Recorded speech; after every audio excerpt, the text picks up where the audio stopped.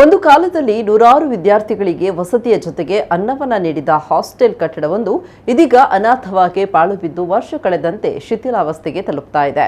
ನಿವೇಶನ ಹಾಗೂ ಕಟ್ಟಡದ ಮಾಲಕತ್ವ ಹೊಂದಿರುವ ಹಿಂದುಳಿದ ವರ್ಗಗಳ ಕಲ್ಯಾಣ ಇಲಾಖೆಯು ಯಾವುದೇ ಸರ್ಕಾರಿ ಇಲಾಖೆಯ ಬಳಕೆಗೆ ನೀಡಲು ಸಿದ್ಧವಿದ್ದರೂ ಯಾರೂ ಕೂಡ ಬಳಸಲು ಮುಂದೆ ಬಂದಿಲ್ಲ. ಇದು ಮಣಿನಾಲ್ಕೂರು ಗ್ರಾಮದ ಉಜಿರಂಡಿ ಪಾಲಿಕೆಯಲ್ಲಿರುವ ಹಾಸ್ಟೆಲ್ ಕಟ್ಟಡದ ಸ್ಥಿತಿಯಾಗಿದೆ. ಸುಮಾರು 28 ವರ್ಷಗಳ ಇತಿಹಾಸ ಹೊಂದಿರುವ ಈ ಕಟ್ಟಡದಲ್ಲಿ ಮೆಟ್ರಿಕ್ ಪೂರ್ವ ವಿದ್ಯಾರ್ಥಿಗಳ ಬಾಲಕರ ಹಾಸ್ಟೆಲ್ ಕಾರ್ಯಾಚರಿಸ್ತಾ ಇದ್ದು, ಅಲ್ಲಿನ ವಿದ್ಯಾರ್ಥಿಗಳು ಪಕ್ಕದಲ್ಲೇ ಇರುವಂತಹ ಮಣಿನಾಲ್ಕೂರು ಸರ್ಕಾರಿ ಪ್ರೌಢಶಾಲೆಗೆ ತೆರಳುತ್ತಾ ಇದ್ರು.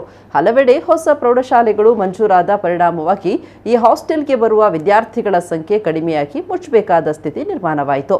ಮುಚ್ಚಿದ ಹಾಸ್ಟೆಲ್ ಕಟ್ಟಡದಲ್ಲಿ ಸುಮಾರು 7 ವರ್ಷಗಳ ಹಿಂದೆ ಬಂಟ್ವಾಳಕ್ಕೆ ಮಂಜೂರಾದ ಮೆಟ್ರಿಕ್ ನಂತರದ ವಿದ್ಯಾರ್ಥಿ ನಿಲಯವನ್ನು ನಡೆಸೋದಕ್ಕೆ ಕಟ್ಟಡ ಸಿಗದ ಹಿನ್ನೆಲೆಯಲ್ಲಿ ಇದೇ ಕಟ್ಟಡದಲ್ಲಿ ನಡೆಸಲಾಯಿತು. ಆದರೆ ಇಲ್ಲಿಂದ ವಿದ್ಯಾರ್ಥಿಗಳು ಸುಮಾರು 20 ಕಿಲೋಮೀಟರ್ ದೂರದಲ್ಲಿರುವ ಬಂಟ್ವಾಳ ಸರ್ಕಾರಿ ಪಾಲಿಟೆಕ್ನಿಕ್ಗೆ ಆಗಮಿಸಬೇಕಾಗಿತ್ತು. ಹೀಗಾಗಿ ವಿದ್ಯಾರ್ಥಿಗಳು ಹಾಸ್ಟೆಲ್ಗೆ ಬರಲು ಹಿಂದೇಟು ಹಾಕ್ತಾ ಇದ್ರು. ಈ ಕಾರಣದಿಂದ ಕೆಲವು ವರ್ಷಗಳ ಹಿಂದೆ ಮೆಟ್ರಿಕ್ ನಂತರದ ವಿದ್ಯಾರ್ಥಿ ನಿಲಯ ತಲಪಾಡಿಯ ಬಾಡಿಗೆ ಕಟ್ಟಡಕ್ಕೆ ಸ್ಥಳಾಂತರಗೊಳಿಸಲಾಗಿತ್ತು.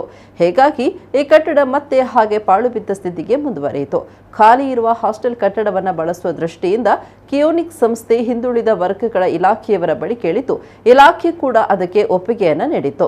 ಆದರೆ ಈ ಪ್ರಸ್ತಾಪ ಪ್ರಗತಿ ಕಾಣದ ಹಿನ್ನೆಲೆಯಲ್ಲಿ ಹಾಸ್ಟೆಲ್ ಖಾಲಿಯಾಗಿದ್ದು ಯಾವುದೇ ನಿರ್ವಹಣೆ ಇಲ್ಲದೆ ವರ್ಷ ಕಳೆದಂತೆ ಶಿಥಿಲಾವಸ್ಥೆಗೆ ತಲುಪ್ತಾ ಇದೆ.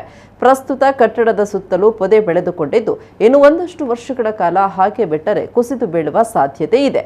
ಹಾಸ್ಟೆಲ್ ಒಳಭಾಗದಲ್ಲಿ ಇದ್ದ ಬಹುತೇಕ ಸುತ್ತುಗಳು ಈಗಾಗಲೇ ಕಳವಾಗಿ ಹೋಗಿದೆ ಅಂತ ಸ್ಥಳೀಯರು ಹೇಳ್ತಾರೆ.